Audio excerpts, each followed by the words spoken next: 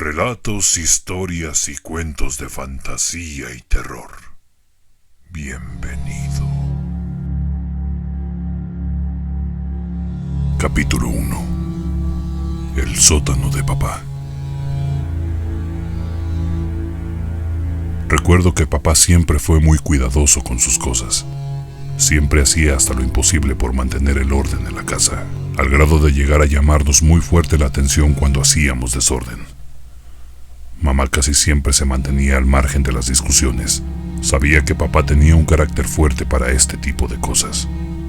El tiempo pasó volando y nuestra madre murió a los 60 años de una supuesta enfermedad pulmonar, de la cual nunca supimos nada, ya que nuestro padre se deshizo de todos los papeles médicos que le daban a mi madre para sus tratamientos, con el simple argumento de que deberíamos dejar descansar a mamá en paz, y esos documentos solo nos traerían malos recuerdos. Pasado algún tiempo más, mis hermanos y yo fuimos tomando caminos diferentes, y cada quien hizo su vida como mejor le pareció. Algunos se fueron del pueblo a buscar fortuna a la capital. La más pequeña de mis hermanas se quedó conmigo en el pueblo, ya que nuestro padre se encontraba viejo y cansado, y ya casi no podía valerse por sí mismo. Así que entre ella y yo nos turnábamos para atenderlo en sus necesidades, y de paso estar un tiempo con él, ya que desde la muerte de mamá se volvió más huraño de lo que era antes, a tal punto que dejó de sonreír por completo, pero eso no impidió que siguiera con su extraña obsesión de mantener la casa bien ordenada. En una ocasión, recuerdo que tuve que salir de emergencia al otro lado del pueblo, a atender un caso de una chica que había desaparecido hace unos días, y mi hermana menor estaba ocupada en sus asuntos personales, y no podíamos atender a mi padre, así que tomé una decisión un poco precipitada. Mandé al mayor de mis hijos a cuidar de su abuelo, y le dije que por la tarde regresaría por él. Mi hijo aceptó un tanto molesto, ya que tenía planes de salir con sus amigos. Acudí a la comisaría para checar los detalles de la chica desaparecida. Al llegar ya había otros oficiales tomando declaración a los familiares de la chica. Por lo que pude enterarme, Dayan había desaparecido hace 6 días, pero nadie la buscó, ya que en ocasiones anteriores había hecho esto. Así que su familia tomó su desaparición como una más de sus travesuras. Me acerqué a la madre de la chica y comencé a hacerle preguntas de rutina, tratando de encontrar algo que me llevara a una pista más concreta, y así poder relacionar la desaparición de Dayan con otras tantas que desde hace meses estaban ocurriendo en el pueblo, pero no pude hallar nada fuera de lo común. Debo agregar que meses atrás ya habían sucedido otras desapariciones de otras adolescentes, que desafortunadamente terminaron en desgracia para las familias. Comenzamos a encontrar a las chicas a las orillas del pueblo, en formas bastante grotescas. Algunas habían sido desolladas por completo, otras más habían sido colgadas mediante un garfio enorme, que traspasaba su garganta y salía por la boca. En una ocasión encontramos a una de ellas crucificada en un árbol enorme, y otras mucho peores. La persona, si es que así se le podía llamar, era alguien que sabía cometer con precisión exacta esa clase de aberraciones, ya que nunca podíamos encontrar algún rastro de él, y no podíamos relacionar los crímenes con alguien en común. Solo algo unía a todos esos crímenes, y sabíamos que era la misma persona, ya que siempre dejaba una hoja de papel con algo escrito, en algún idioma que no habíamos podido descifrar. Desde que todo esto empezó a acrecentar, solicitamos a la capital que se nos enviara a alguien, ya que había cosas que eran casi imposibles de hacer en una localidad tan pequeña como la nuestra. Como era de costumbre, la capital hizo caso omiso a nuestra petición, ya que según ellos tenían asuntos más importantes que resolver, y dijeron textualmente que nos hiciéramos cargo del problema.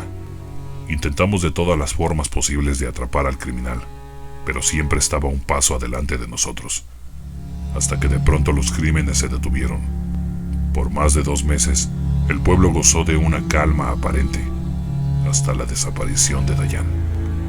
Después de concluir el trabajo de campo, despedí a los padres de la chica y les dije que la buscaríamos, aunque algo me decía que su suerte estaba sellada. Muy probablemente la encontraríamos sin vida, como en otras ocasiones había pasado. Después de eso nos sentamos a discutir el tema con todos los de la comandancia. Sacamos todas las evidencias de las muertes anteriores y nos quedamos hasta tarde tratando de unir alguna pieza del rompecabezas. pero solo volvíamos al mismo lugar. No había nadie que estuviera relacionado con esto. Nos retiramos a nuestras casas, esperando poder hacer algo para detener a este demente que nuevamente estaba al acecho. Llegué a mi hogar a eso de las 10 de la noche. Olvidé por completo que tendría que pasar por mi hijo, y lo encontré en la mesa cenando a solas. Lo miré y no pude decirle nada, solo que me perdonara por no haber podido recogerlo. No me contestó y siguió en lo suyo. Yo me senté a la mesa a cenar, y después de un rato, el hielo se rompió y me comentó que su abuelo se había molestado con él por la tarde, ya que lo encontró en la parte trasera de la casa, jugando cerca del sótano. Mi padre, aunque anciano, guardaba con recelo ese lugar de la casa, ya que él decía que era su lugar de juegos privado, y no quería niños cerca de él. Una vez pregunté a mi madre qué era lo que guardaba en ese lugar. Ella decía que mi papá era aficionado a la cacería en sus años de juventud, y en el sótano guardaba todas las trampas, ballestas, cuchillos y otras cosas que usaba en sus cacerías. Lo que me comentó mi hijo me molestó un poco, ya que yo nunca permití que mis padres se tomaran atribuciones con mis hijos. Terminamos la cena y le dije que el día de mañana iría con su abuelo para hablar acerca de lo que había pasado. Terminamos la cena y cada quien se fue a su recámara a descansar. Yo, por mi parte, no pude conciliar el sueño. No podía dejar de pensar en las pobres chicas que habían sido asesinadas. Después de algún tiempo, el sueño me fue ganando. No desperté hasta el siguiente día a eso de las 8 de la mañana. Por fortuna era mi día de descanso, así que me levanté deprisa y le dije a mi hijo que se preparara para salir. Iríamos con su abuelo para hablar de lo sucedido un día antes. Al llegar a la casa de mi padre, toqué la puerta pero nadie contestó, así que abrí la puerta y entramos.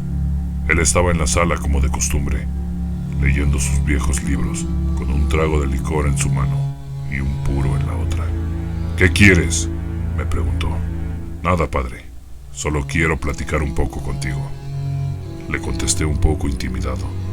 El viejo, además de haber sido cazador, había estado en el ejército y la verdad intimidaba aún después de pasar los años. «De seguro vienes a echarme en cara el regaño que le di a tu muchacho, ¿verdad? Pues déjame decirte que él fue el culpable. Les he dicho 1000 veces que no me gusta que se metan con mis cosas, pero no me escuchan. Nunca me han escuchado. Siempre me toman como un tonto y jamás se han preocupado por mí», continuó diciendo muy malhumorado. «Cálmate, papá. Solo vine a platicar un poco contigo. No es para que te pongas así. No vengo a pelear. Solo quiero hablar. Es todo». «¿Hablar? ¿Desde cuándo mi vida te interesa? Tú, como todos tus hermanos, me han abandonado desde hace años. Ni siquiera me visitan por lo menos una vez al mes. Son unos malagradecidos». «Padre, tranquilo. Como ya te dije, no vengo a pelear. Solo vine a hablar, pero si estás indispuesto, creo que mejor vendré otro día. Veo que hoy no estás de humor». Salimos de ahí mi hijo y yo, un tanto molestos. No era la primera vez que mi padre explotaba de esa forma. De alguna manera ya estábamos acostumbrados a sus arranques de ira. Abandonamos el lugar y sin decir una palabra más, ya de camino a la casa, mi hijo me comentó algo muy extraño. Algo que no me había mencionado la noche anterior, acerca del sótano de mi padre. Me quedé helado después de escuchar lo que mi hijo había dicho.